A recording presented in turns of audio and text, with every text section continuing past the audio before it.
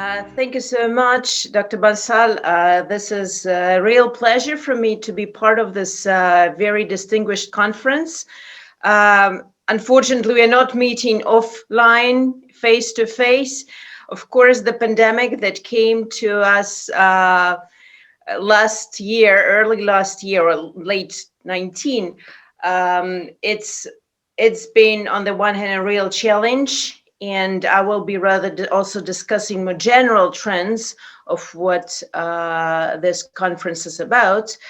But interestingly, what Mr. Bakhi was talking about Qatar's role, not always very clear from the very start, right, to find it among primary actors in the neighborhood.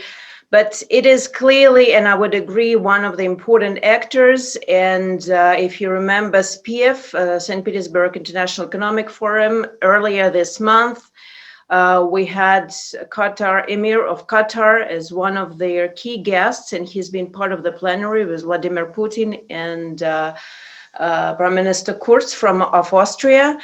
And they also have, our leaders also have permanent discussions between them. And of course, Russia recognizes the role of Qatar, among other countries, in Greater Eurasia or in Asia. One disclaimer, I'd like to say that I will be speaking only in my personal capacity, not in any case as a vice president or any other realm. So please do not take those as any official position. So there are several general trends I'd like to outline, which are important in my regard, in my view, for the development of conflict areas here, or rather developing solutions to overcome conflicts in the area and to provide for sustainable, peaceful, and prosperous development of South Asia, West Asia, and Eurasia as a whole. These regions have become ever more important with the shift of governance, global governance, with a shift of power, both economic and political, to Asia. It's no longer, just 5 years ago, it's been kind of not a contested, but rather discussing point that there is still, this was still an emerging powerhouse. But today we no longer doubt that Asia has become their key point and key powerhouse of global development. And that is why it is important for all the countries, for all the actors that are involved, they are part of this neighborhood, and that part of Asia or Eurasia, engage together into cooperative behavior in order to provide for their own development, but in order to provide for global peaceful evolution. Why I say that is that it's become even more evident with the advent of pandemic. It was seeming initially that we would be having, with this global kind of tragic endeavor, we would come up together, all the countries. This would be like an external threat for all of us, where we would be able to come to terms and forget some of the divergences that our countries have. Unfortunately, instead, this brought us to a rise of national egoisms on the part of quite a few actors, and to their acuteness of the problems that were even dormant before, and a bigger acuteness of the problems that were also on their top of the agenda previously. And that is why I think one of the main trends and one of the issues we need to, all of us need to look at more importantly, is their amount of initiatives that are directed from different actors towards this particular area, towards this region, and to see how much those are complementing. We need to ensure that those projects are not in order to kind of leave some of the actors behind, but to provide for big advantages for the other actors. But BRI, Greater Eurasian Partnership, their Indian, but not only Indian, this is also general approach to North-South corridor, some other like Turkish initiatives, that they are brought together and complementing each other for their joint benefit. And this is important, and this is not something we are always witnessing, at least not on the part of all the actors that are having those big geopolitical, geoeconomic projects. Another issue I'd like to raise is that this pandemic have brought all of us, and it's influencing directly each and every conflict. It's brought the weaknesses of our existence, not only healthcare systems, but of the systems of providing for human development and social development. And what we see is that what was earlier just hard security, and where we were looking only and employing methods for hard security, now things that are important for humanitarian cooperation, for humanitarian survival, they very often put on the agenda for politicization. And that is why I'm talking about the approaches of some countries to vaccines, vaccine diplomacy. We have this new term, and earlier this was more general medical diplomacy. So this is another area where we will not be able to survive, each of us on our own. And we each are living, even before the session, there were questions on, for example, how India is surviving this third wave. I think all of our countries are having another surge in rise of pandemics. And many countries are living in their situation when there is not enough of capacity, production capacity for those.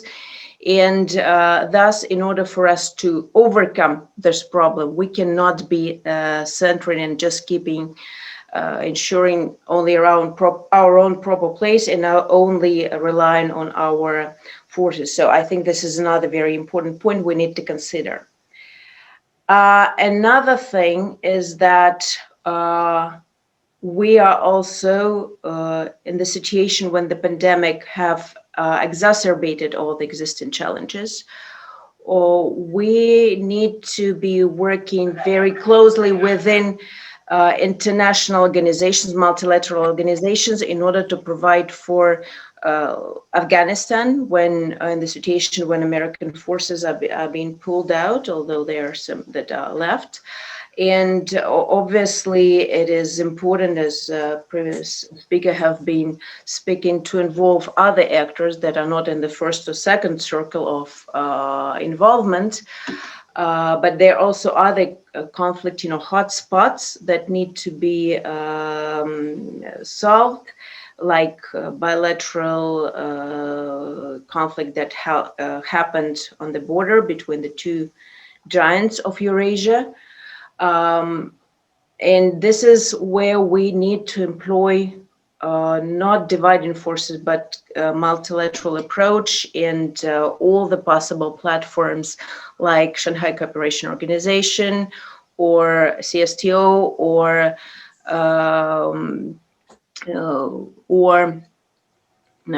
RIC or other existing platforms. This is extremely important that no one is left behind.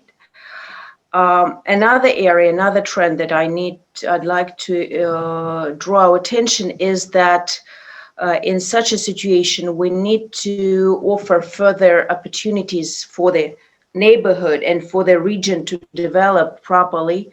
We need to consider joint projects in area of economics, in area of logistics, And that is why also very much politicized transport corridors.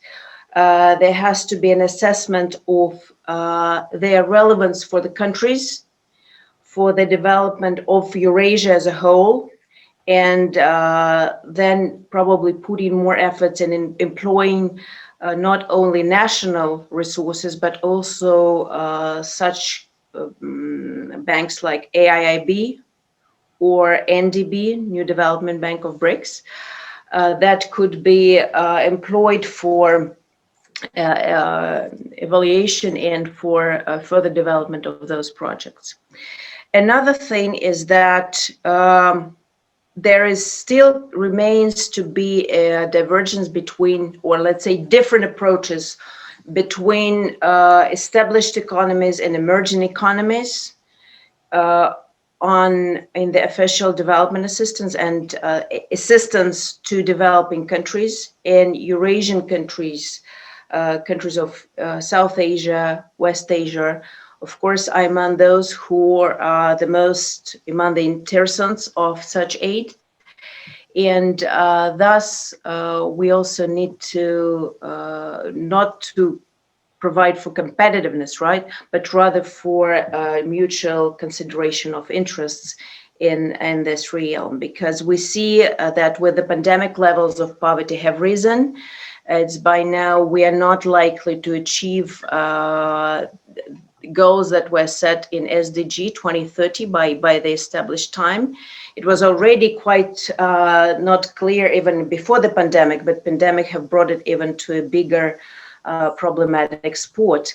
And it is likely that by the end of this year, we are to have 150 million people in extreme poverty more. And a large portion of that is to be attributed to this region. That is why, but also Africa. That is why we really need to consider the role in cooperation between main powerhouses of Eurasia.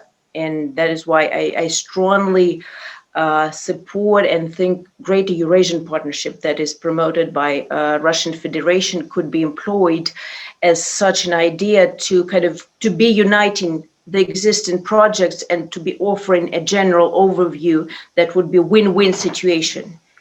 And it is extremely important, not because zero-sum game would be bringing chaos and poverty to the countries, smaller countries of the region.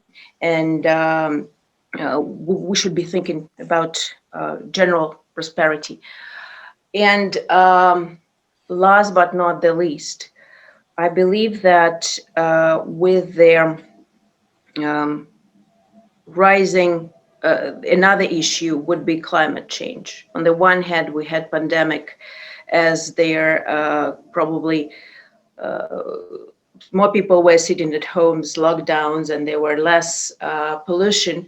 But on the other hand, we saw that this didn't solve some of the problems, it rather exacerbated them. And South Asia, West Asia are among their countries that are feeling the consequences of climate change. And I think this is another area where we need to be talking and not only on the terms that are offered by advanced economies, but also on the terms that would be considering our own positions, each of our countries' positions, but also once again on multilateral level. There is no alternative to diplomatic means, to negotiations, and no alternative to United Nations as a bigger platform, but also to the regional platforms of which I've been talking during my speech. I will